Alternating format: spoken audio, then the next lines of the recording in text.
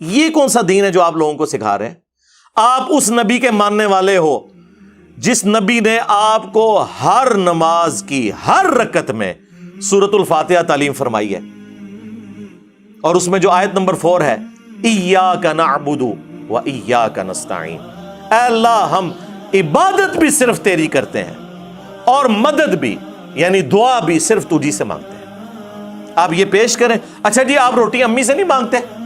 اے وچو نکلدا جے نہ دے، قرآن کا مذاق اڑاتے ہیں یہ لوگ۔ اور جی کوئی پانی میں ڈوب رہا ہو تو وہ پھر اللہ کو پکارے گا یا وہاں پر موجود بندوں کو پکارے گا؟ اندازہ کریں جی، وہ مسلم کی حدیث میں آ گیا نا کہ پہلے کوشش کرے گا بندوں کو پکارے گا، اسباب اختیار کرے گا، اور پھر اللہ سے مدد بھی طلب کرے گا کہ اے اللہ یہ جو سبب میں اختیار کر رہا ہوں یہ اس قابل ہو کہ مجھے بچا لے۔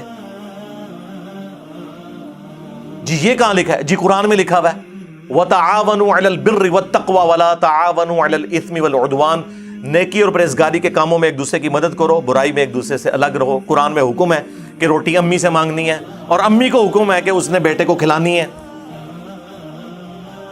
پورا قرآن پڑھ کے تو دیکھو، تم لوگوں کو کہانیاں کروائی ہوئی ہیں جی روٹی امی سے مانگیں گے۔ وہ میرے بھائی ایک سمپل سی بات ہے، آپ یہ میرے سامنے بیٹھے ہیں، میں آپ کو کہتا ہوں مجھے پانی پلا دیں، سامنے موجود ہے۔ آپ بغداد شریف میں وہاں بھی قبر کے اندر ہے، میں کہ مجھے پانی پلا دیں، وہی بات وہی جملہ غائب میں پکارنا ہو جائے گا، یہ شرک ہو جائے گا، کیونکہ آپ کی اور میری کوئی کمیونیکیشن ہو نہیں سکتی۔ جی اس کا ثبوت جی قرآن میں ہے، سورۃ النمل آیت نمبر 62، امن یجیب المضطر اذا دعا ویکشف السوء ویجعلکم خلفاء الارض االہ مع اللہ، بھلا بتاؤ تو کون ہے جو مصیبت اور پریشانی میں گھرے ہوئے شخص کی فریاد کو سنتا ہے اور اس سے اس کی تکلیف کو دور کر دیتا ہے، اور تمہیں اگلوں کا خلیفہ کرتا ہے زمین پر۔ االہ مع اللہ، کیا اللہ کے ساتھ کوئی اور الہ بھی ہے جس کی یہ کوالٹیز ہوں؟ قلیلا ما تذکرون، بہت کم بھی تم نصیحت حاصل کرتے ہو۔ اس آیت کے اندر اللہ تعالیٰ نے کلیئر کٹ حکم فرما دیا کہ جو کوئی شخص اللہ کے سوا کسی سے دعا کرتا ہے گویا کہ اس نے اسے اپنا خدا، الہ اور معبود مان لیا ہوا ہے۔ بارش کون برساتا ہے؟ اللہ۔ ڈیوٹی کس کی ہے؟ فرشتوں کی۔ لیکن ہم فرشتوں سے بارش مانگیں گے کہ آپ کی ڈیوٹی لگی ہوئی ہے، جی کہتے ہیں نا بزرگوں کی ڈیوٹیاں نے، تو مشرک ہو جائیں گے بھائی۔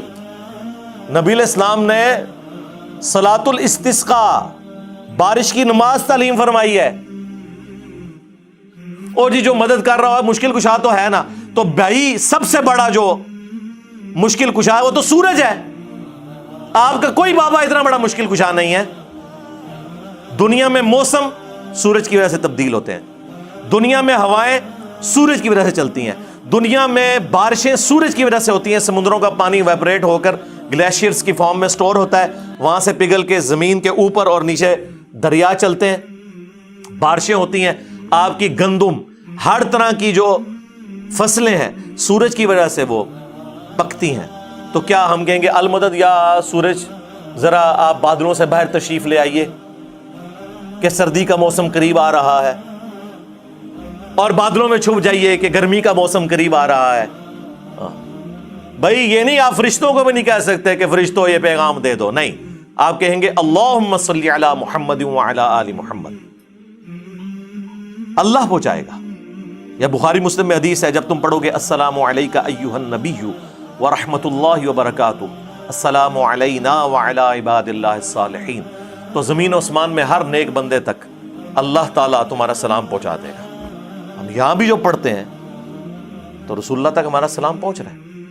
السلام علیکہ یا رسول اللہ ہم پڑھ رہے ہیں، نماز میں پڑھ رہے ہیں السلام علیکہ ایھا النبی، لیکن کس نیت سے؟ کہ اللہ پہنچا رہا ہے، یہ نہیں کہ وہ یہاں پہ موجود ہے، اس حدیث میں موجود ہے۔ وہ حدیث پوری نہیں پڑھتے، اس میں سے حاضر و ناظر نکال رہے ہوتے ہیں، کبھی کچھ نکال رہے ہوتے ہیں، وہ حدیث تو پڑھ کے دیکھ لو۔ تو اگر نبی علیہ السلام کے بارے میں اسٹیٹس تو تاڑے بابے تے شاہی کوئی نہیں نا، ان کی کیا اوقات ہے؟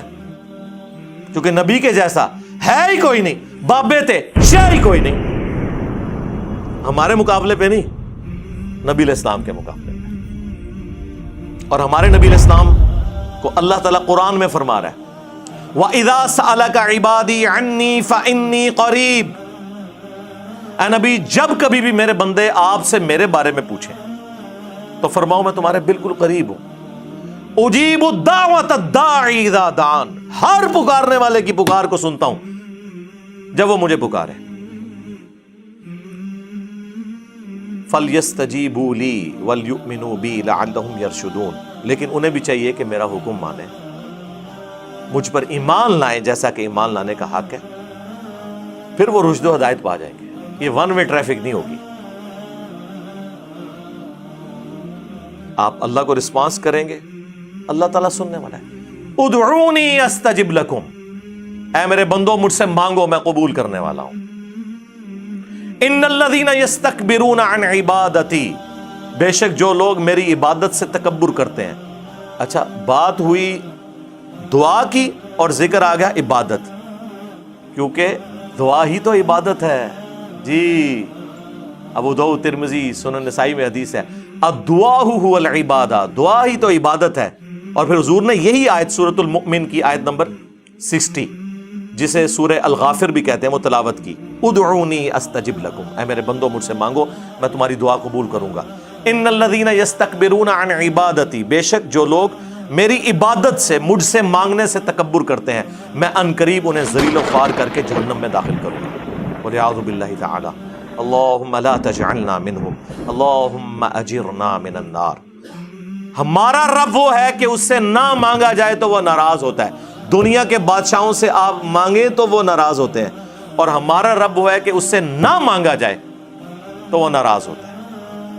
اور یہ آپ کو بابوں کے پیچھے لگا رہے ہیں بجائے قرآن کی تعلیمات پر عمل کرنے.